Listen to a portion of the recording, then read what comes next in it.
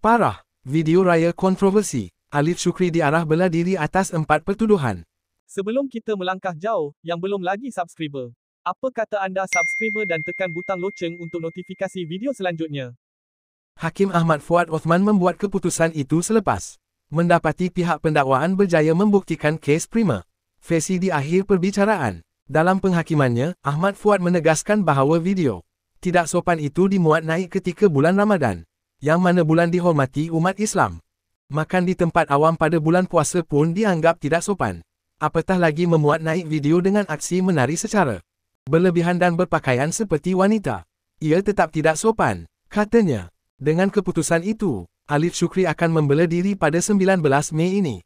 Pada 13 Oktober 2022, Alif Syukri, 38, mengaku tidak bersalah atas 4 pertuduhan memuat naik kandungan video yang dianggap sumbang di akaun Instagram miliknya. Alif Syukri telah deklaris dengan niat menyakiti hati orang lain.